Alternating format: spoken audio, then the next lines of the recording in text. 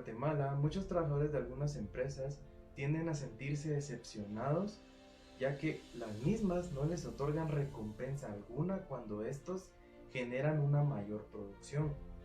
Esto pasa en varias regiones del país, ya que muchas de estas empresas establecen metas exageradas a tal punto de que los trabajadores terminan la relación laboral que mantenían con la organización. Esto se debe a que las mismas no aplican métodos o sistemas para motivar a sus trabajadores, ya que bien se sabe que ellos son los componentes principales de una organización laboral y sin estos no se podría llegar a que la empresa generara ingresos o que se sostuviera como tal. Por eso hemos desarrollado un proyecto el cual consiste en establecer conceptos y criterios generales sobre la aplicación de los sistemas de incentivos. Estos permiten que las empresas puedan motivar a sus trabajadores de manera correcta, otorgándoles beneficios o recompensas cuando alguno de ellos logra tener una alta producción y un alto rendimiento al trabajo que estén desempeñando.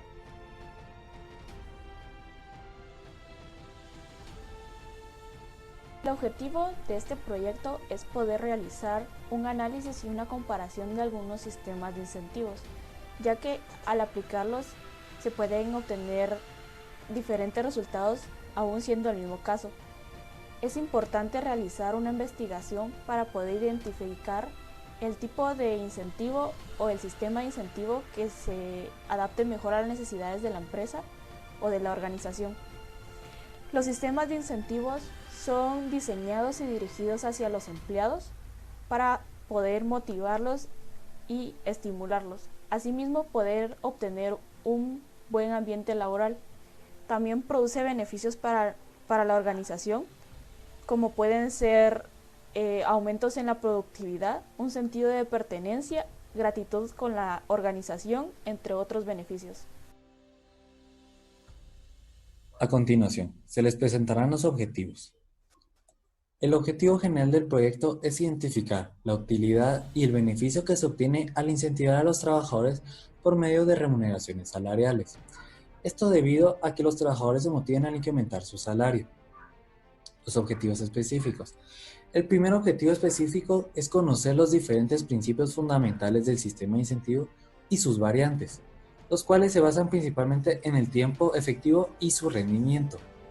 El segundo objetivo es demostrar cómo los incentivos a los trabajadores pueden incrementar su rendimiento y la producción de las empresas. Esto se puede observar a través de una gráfica en donde se analiza el resultado de rendimiento. El tercer objetivo es analizar el funcionamiento de cada uno de los sistemas de incentivos y cómo se puede aplicar en cada área. Por ejemplo, el área administrativa, el área de ventas, producción o bodega. El cuarto objetivo es impulsar el trabajo en equipo para que las remuneraciones se basen en los resultados. Esto ayuda a unificar la empresa. Sistema de incentivo Emerson es el tipo de plan de incentivo más utilizado. Los ingresos están directamente vinculados con lo que el trabajador realiza.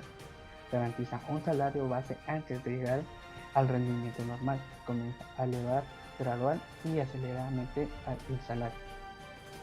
Sus ventajas: se logra el objeto de que el trabajador maximice su capacidad por medio del incentivo, elevando la producción de la empresa y generando utilidades en ella. Sus desventajas: su aplicación es poco práctica, debido a que el cálculo resulta laborioso y complicado, ya que para cada trabajador es diferente eficiencia. Ejemplo, en una empresa por trabajador establecen 150 unidades para realizar por semana. Cada trabajador recibe semanalmente 1000 quetzales. Se les da una bonificación del 5% por cumplir con las 150 unidades, a las cuales nos referimos como premio fijo sobre salario. Sabemos que según Emerson, una persona trabaja al 75% de su capacidad. Si tomamos en cuenta que una persona es capaz de producir más de 150 unidades, recibirá su bonificación de acuerdo al porcentaje de su eficiencia. La tabla contiene el factor aplicable al salario base fijo y está integrado por los siguientes componentes: porcentaje de eficiencia, factor de ajuste, premio fijo sobre salario, premio total. Tenemos en el primer ejemplo que un trabajador fabrica 150 unidades con un 75% de su capacidad, por lo cual el cálculo sería los 1.000 quetzales de salario fijo por el 5% que producen, obteniendo un total de 1.050 quetzales. Tenemos otro ejemplo que es de 80% de su capacidad es igual a 160 unidades producidas, por lo cual es un 5% mayor a lo que produce el trabajador anterior. Aplicando los cálculos necesarios, tenemos que el precio del trabajador es de 1.100 quetzales.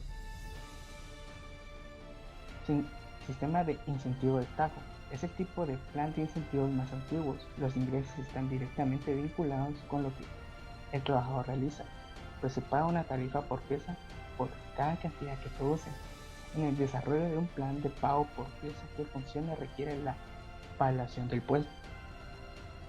Permite asignar una tarifa salarial por hora al puesto en cuestión, pero el elemento esencial en la planeación del pago por piezas es el nivel de producción. Los niveles se plantean en términos de un número normal de minutos por unidad o un número promedio de unidades por hora. Ventajas. Son sencillos de calcular y fáciles de entender para el personal. Los planes por piezas parecen equitativos en principio y su valor como incentivo puede ser poderoso debido a que las recompensas están directamente vinculadas en el desempeño.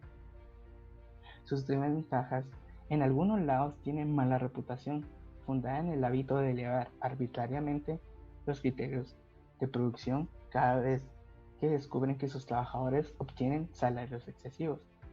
La tarifa por pieza se determina en términos monetarios, de tal manera que cuando una nueva evaluación del puesto produce nueva tarifa salarial por hora, la tarifa debe revisarse también. La tarifa se estipula por pieza, y en la mente de los trabajadores los criterios de producción están relacionados inseparablemente a la cantidad de dinero obtenido. A continuación se nos presentan lo que son las fórmulas, donde I es igual a incentivos, S o dinero por hora, T mayúscula tiempo puesto, T minúscula tiempo real y P es el puesto. I es igual al dinero por hora por el tiempo real y el puesto es el dinero por hora por el producto entre la diferencia del tiempo puesto menos el tiempo real. El salario por destajo es igual a los incentivos más el puesto. Sustituyendo todo esto, obtenemos que el salario por destajo es igual al dinero por hora por el tiempo puesto. Bueno, el método de Taylor lo podemos definir como que es un indicador que sirve para determinar el tipo de interés necesario para estabilizar una economía en el corto plazo, pero manteniendo el crecimiento a largo plazo. Vamos a mencionar las ventajas y desventajas del mismo. Las ventajas lo podemos, entre las cuales podemos mencionar que es un incentivo para el trabajador que tiene aspiración. El trabajador alcanza una mayor eficiencia y separa el trabajo manual del trabajo intelectual.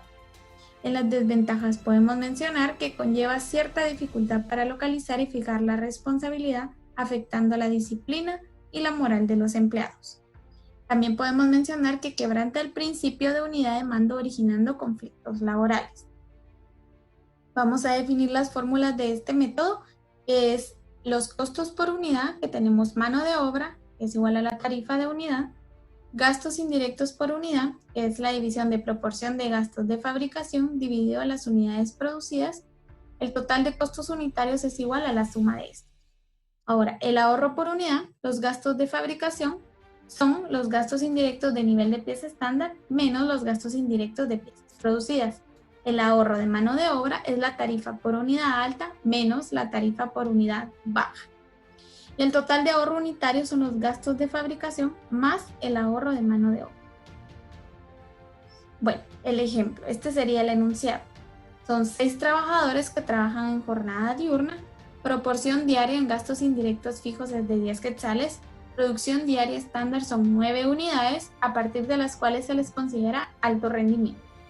Tarifa alta por unidad, 1 quetzal de 9 unidades para arriba y la tarifa baja por unidad, que sería 90 centavos cuando produzcan menos de 9 unidades.